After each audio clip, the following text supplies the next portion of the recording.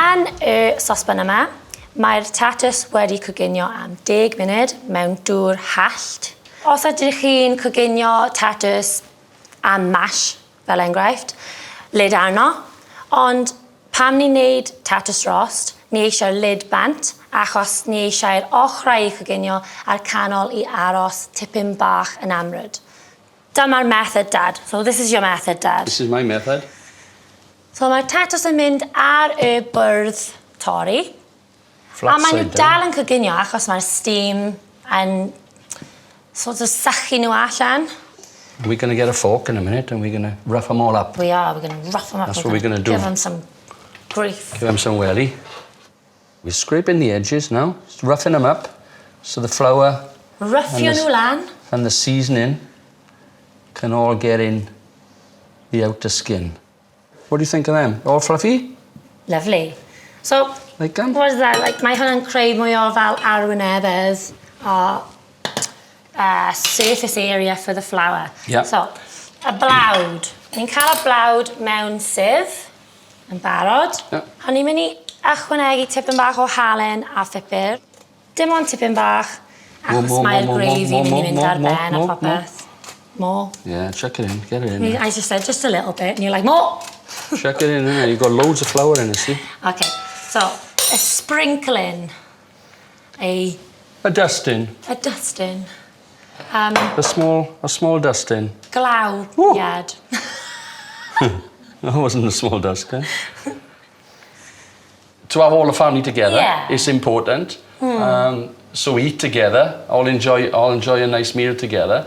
But it's also good when we actually prepare it as well together, especially Christmas time. It's always about a competition with us. Yeah. So it's obviously who's going to be the best. So we can have a gravy off, a stuffing off. Obviously you can't do the stuffing off. You can't do the roasties because that's mine. Yeah. But the Yorkshire pudding, sometimes they rise, sometimes they don't rise. Yeah, sometimes we have some proper rows. And the one time we had a sausage gate. Sausage gate. Sausage gate. Because I'm the sausage king. Because I roll them and I do them all nice, and this one just chucks them in and shuggles them about.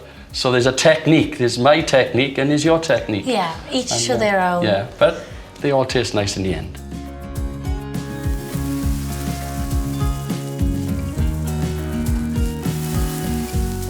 So fod yn ofalus pam ti'n neud hyn, achos mae yn boeth. A mae'r arogl esgyrn yn y fraser yn hyfryd. Mae jyst yn llenwi tŷ. Nhw'n mynd nôl mewn am 15 munud, a wedyn ni'n mynd i troi nhw. Okay. Yeah! Ar ôl tua 15 munud, ni'n mynd i siglo nhw. Neu gallech chi troi nhw drosodd, mae'n lan i chi, ond mae Dad yn hoffi'r sigl. You like the sigl? I like a sigl. You're a flipper, I'm a shiggler. But I don't know, you're going to catch me shiggling. You don't want to catch me shiggling. That's not going to be good. Mae'r tatws yn barod. Looking good. Okay. So mae nhw'n edrych yn crispy, lovely. A ni jyst mynd i trosglwyddo nhw nawr i tipyn bach o papur cegin. That's my favourite one. That's the one. I don't like that one. No. No. That needs a bit longer. He hasn't made the cut yet. Look at that. So, thanks, Dad. Perfect. Thanks for showing everybody. They look fantastic.